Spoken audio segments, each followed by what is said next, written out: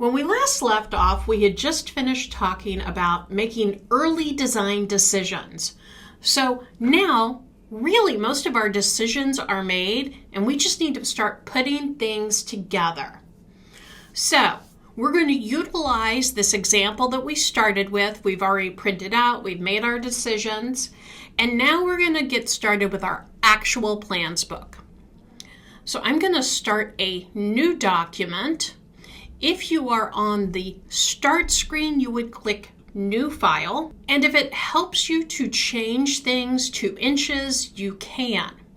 Now, we are going to be creating just a regular letter size document for your plans book. Now, as a digital creator, you could certainly create portrait. I'm going to show you how to create a horizontal.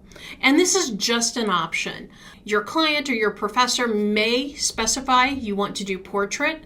That's what I showed the print folks in their video, but for you, I'm going to just show you a little horizontal. So we're going to start out with not having facing pages. We're going to have single pages that start at page 1.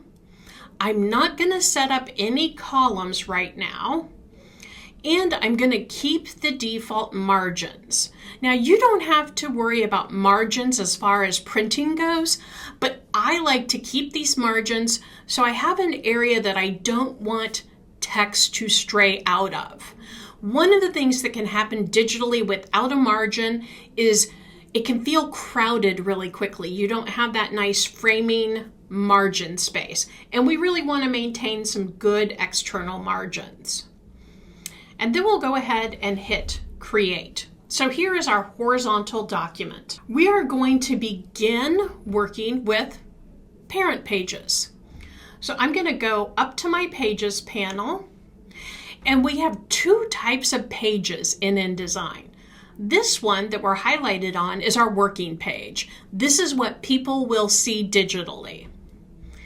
My parent pages, which I double-clicked and now it's highlighted, are like templates. And working with templates is going to make your work so much faster.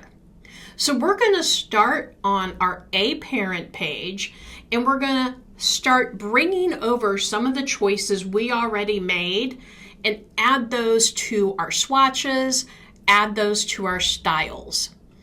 So I'm going to hop right over here, and we are going to start with all of this content. So I'm going to copy it, come over here, paste it, grab my body copy, and paste it. Now, the reason why I'm setting up styles is because then as I add additional templates or content pages, I one click can apply my fonts and my correct styles. Because of that, it's important that we have all of our decisions made. Don't forget things like indents and justification and hyphenation. So I'm noticing in my body copy here, I did not add indent. So I'm going to fix that right now. Go over to my properties panel, come down, and I want my first line left indent to be 1 pica. And so now you can see we've just got a little indent on that. So let's start adding things to our styles. So I'm going to highlight my headline.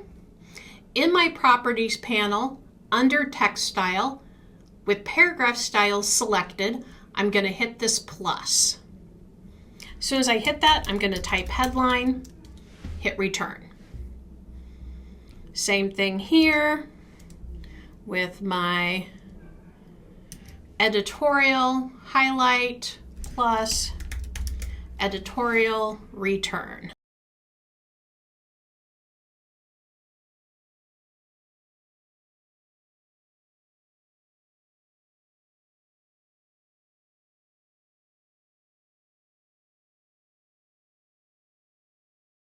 So now I have all my styles.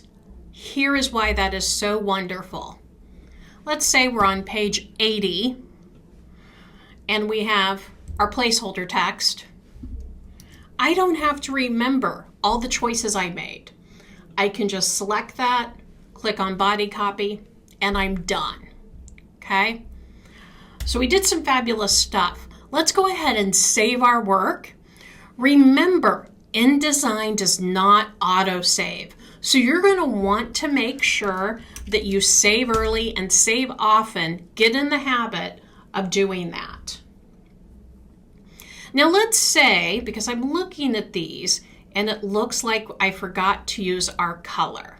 So let's bring in our color and I'll show you how to change styles. So I'm going to come down here to our test colors. I'm going to highlight all those, copy them, go back to our demo here, and paste. Now inside my swatches, I'm going to see all of those colors. My first step is actually going to be get rid of my default colors. I do not want anything default in here. And now I need to take the CMYK and shift these into RGB. Okay? So all I'm going to do is fly out menu, new color swatch, RGB, add, done. I'm going to do this for each of our colors, and then with the tint, what I want to do is fly out menu, new tint swatch, and add. Okay?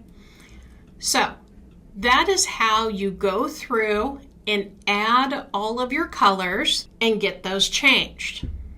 Now that we have all of our good choices inside our document, we are ready for the next stage, which is building our parent pages.